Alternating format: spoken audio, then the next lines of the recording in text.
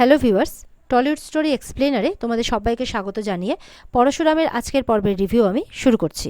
শুরুতেই পরশুরাম আর তটিনী বসে চা খাচ্ছে। তটিনী তো এক মনে কিছু একটা ভেবেই যাচ্ছে, আর পরশুরাম তটিনীর দিকে তাকিয়ে আছে। তখন তার ছেলে মেয়ে দুটো আসে, এসে মেয়ে তার বাবাকে আর ছেলে তার মাকে জড়িয়ে ধরে। বলছে যে মা, বলছে কি হয়েছে, বলে একটু চা খাবো। তখন তটিনী বলছে এই সামনে এসো, তোমার চা খাওয়ার বয়স হয়েছে হ্যাঁ, যে তুমি চা খাবে। পিকো বলছে মা একটু চা খাবো, বলে না, তোমাদের দুজনের মধ্যে কেউ চা খাবে না।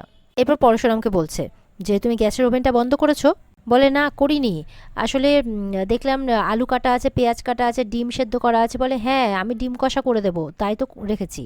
বলছে যে তুমি কেন করবে, আমি করব।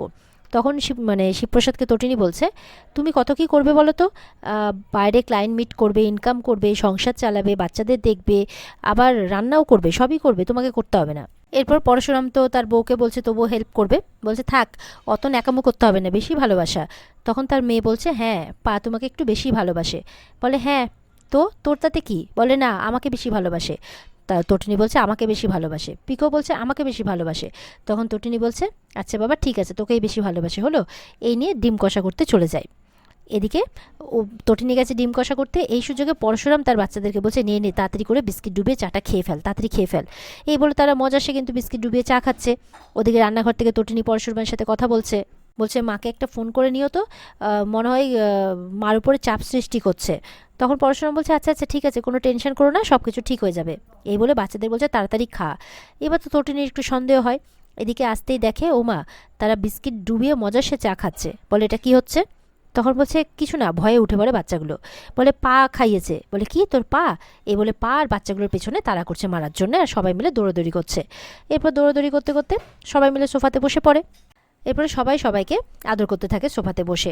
বলছে এরকম ভালোবাসা যাতে সারা জীবন বজায় থাকে। কিছুক্ষণ পর দেখা যাচ্ছে যে পিকো কাঁদছে। তখন বলছে কি হলো, তখন বলছে আমি ওই স্কুলেই পড়বো, আমার ওই স্কুলেই ভালো লাগে, এ বলে কাঁদছে। তখন তার ভাই বলছে কাঁদিস না, ভয় পাস না, আমাদের সাথে পরশুরাম আছে তো, কিচ্ছু হবে না। তার মাও চিন্তা করছে। তখন শিবপ্রসাদ তার ছেলেকে আর তার ছেলে শিবপ্রসাদকে দুজনকে চোখ মারছে। এরপরে তো গরম তেল বসিয়ে এসছে তটিনী, ফোড়ন দিতে হবে। শিবপ্রসাদ দৌড়ে যাচ্ছে, তটিনীও গেছে পেছন পেছন, তোমাকে করতে হবে না আমি করছি।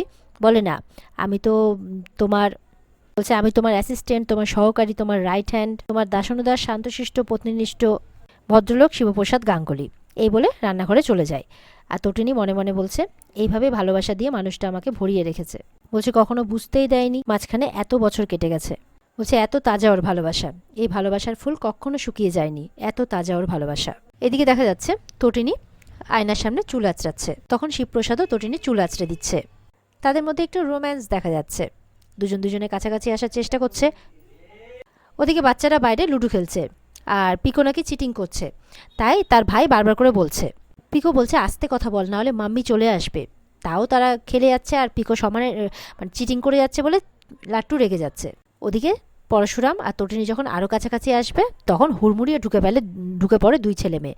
বলে চিটিং চিটিং চিটিং। তখন তো ওরা ধরপড়িয়ে উঠে পড়ে, কি হয়েছে কি হয়েছে।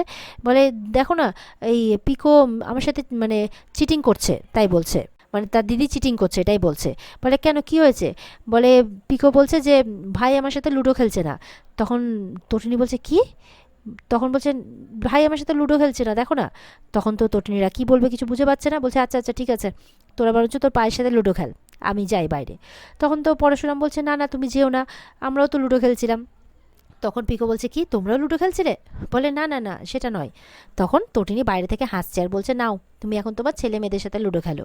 এদিকে দেখা যাচ্ছে পরশুরাম অফিসের মধ্যে ছক আঁকছে, যেখানে স্কুল গেট আঁকছে। স্কুল গেটের পাশে একটা দোকান আছে, মানে ওরা কর্ণ চ্যাটার্জি ঠিক কোন জায়গাতে এসে অ্যাটাক করতে পারে, কোন জায়গা দিয়ে গাড়ি ঢুকতে পারে, এই সমস্ত কিছু ছক করা হচ্ছে।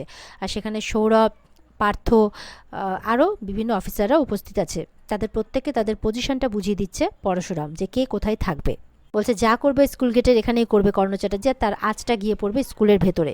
গার্ডকে বলা হবে ভেতরে ফোন করার জন্যে, গার্ড ভেতরে ফোন করবে, ততক্ষণে বাইরে একটা ক্যাওয়ার সৃষ্টি হয়ে যাবে। বলছে 18 তারিখের পরেই আমার ছেলে মেয়ের হাতে টিসি ধরিয়ে দেওয়া যাবে।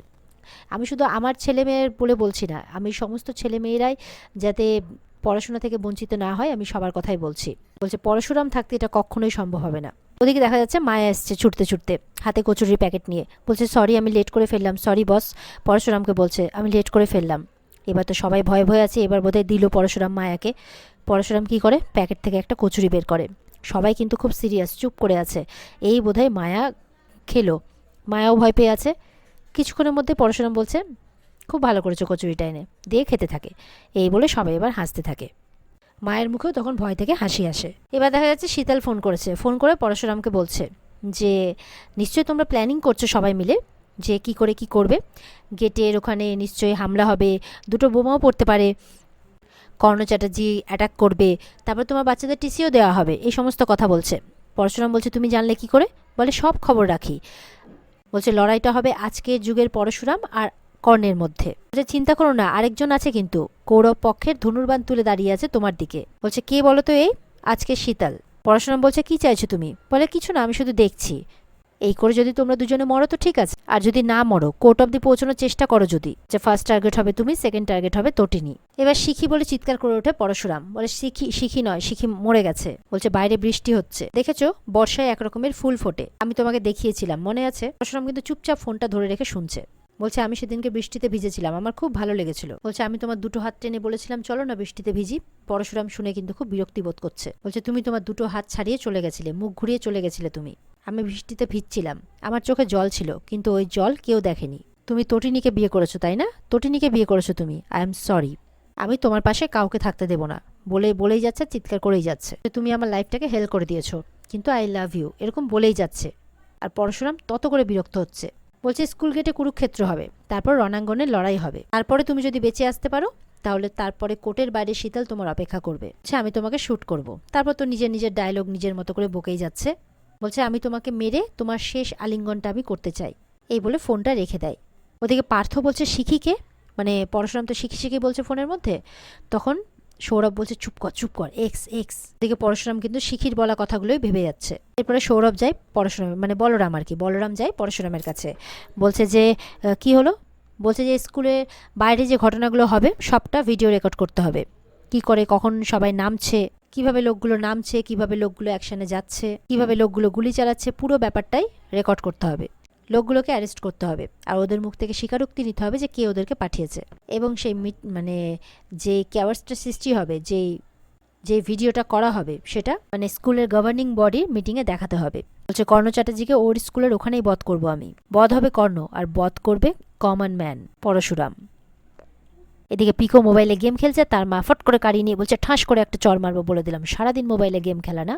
পিকো বন্দুক খেলছিল, ভয়ে বন্দুকটা নামিয়ে দেয়। বলে সারাদিন মোবাইল মোবাইল মোবাইল, হয় তুমি গেম খেলছো না হয় তুমি সিরিয়াল দেখছো, মানে সিনেমা দেখছো, সারাদিন ফোন নিয়ে বসে আছো, তুমি বাইরে গিয়ে খেলতে পারো না? হ্যাঁ বাইরে গিয়ে খেলতে পারো না? যাও বাইরে গিয়ে খেলো যাও। চিৎকার করে বকছে, বিরক্ত লাগছে আমার, তটিনী বলছে। লাট্টু কিন্তু হাসছে, দিদি বকুনি খাচ্ছে তো মজা পেয়েছে, এবার জোরে জোরে হাসছে। পিকো বলছে এই তুই হাসবি না বলে রাখলাম, মাম্মি দেখো ভাই হাসছে। তটিনী বলছে কেন বকবো ওকে, ও বাইরে যায়, ফুটবল খেলে ক্রিকেট খেলে, ও বাইরে গিয়ে খেলে। লাট্টু আবার হেসে যাচ্ছে, বলছে তুমি কি করো, তুমি সারাক্ষণ মোবাইল ফোন নিয়ে বসে আছো। পিকো হাসছে আর ভ্যাঙাচ্ছে দিদিকে, আর তটিনী বলছে যাও বাইরে গিয়ে খেলো। পিকো বলছে কি করবো মা, বাইরে তো বৃষ্টি পড়ছে। বলে ভগবান, তাহলে ঘরে বসে খেলো, আমার বিরক্ত লাগছে এইসব। এবার যে চেয়ারে বসেছে দেখছি চতুর্দিকে জামা কাপড় ছড়ানো, ওদের আরো বিরক্ত হয়ে গেছে। বলছে এগুলো কি, এগুলো কি, চারিদিকে জামা কাপড় ছড়ানো। লাট্টুকে বলছে লাট্টু এই জুতোটা এখানে কি করছে? হ্যাঁ মারবো একটা, হ্যাঁ জুতো ছড়িয়ে রেখেছে। এবার পিকো ভেঙাচ্ছে লাট্টুকে, বলে দাসীবাদী পেয়েছো আমাকে, হ্যাঁ সবাই মিলে এখানে দাসীবাদী পেয়েছো আমাকে, ভাল লাগে না, সারাক্ষণ কাজ করেই যাও। পিকো বলছে মাম্মি হোয়াট ইজ দাসীবাদী, ব্যাস হয়েছে, চুপ করবে তুমি। আজকে কত কাজ পড়ে আছে, আজকে আমার বাথরুম পরিষ্কার করার দিন, কিন্তু আমি কি করছি? তোমরা এখানে বসে থাকো, সারাক্ষণ মোবাইল নিয়ে বসে থাকো আর গেম খেলো। সমানে কিন্তু বকে যাচ্ছে। পিকো বলছে কি করবো মা, বাইরে তো বৃষ্টি পড়ছে। আচ্ছা তোমরা কি ইনডোর গেম খেলতে? বলে আমরা রান্নাবাটি খেলতাম। বলে মাম্মি হোয়াট ইজ রান্নাবাটি? আবার বিরক্ত হয়ে যায় তটিনী। তটিনী বলছে তা কি করে জানবে হোয়াট ইজ রান্নাবাটি, তোমরা তো জানবে মোবাইলের গেমগুলো, হোয়াট ইজ রান্নাবাটি। পিকো বলছে ও মা আর কোনো খেলা নেই ইনডোর গেম? বলছে আছে তো, টেবিল টেনিস আছে। লাট্টু বলছে আমার এক বন্ধুর বাড়িতে টেবিল টেনিসের বোর্ড আছে। বলছে তারপরে কার্ডস আছে। বলে কার্ডস, কি কার্ডস? বলে ওই যে তাস না কি বলে, একদম হাতে পেতে পেতে দেখাচ্ছে একেবারে লাট্টু। পিকো হেসে যাচ্ছে যে এবার খেলো লাট্টু। আর এখানে আজকের পর্ব শেষ। তো বন্ধুরা এই ছিল আজকের পর্বের রিভিউ। ভালো লেগে থাকলে কিন্তু পর্বকে লাইক কমেন্ট করে জানাতে ভুলবে না, আর আমাদের সাথে জুড়তে আমাদের চ্যানেলকে সাবস্ক্রাইব করতে একদম ভুলবে না। দেখা হচ্ছে আগামীকালকে, সবাই ভালো থাকবে, টাটা।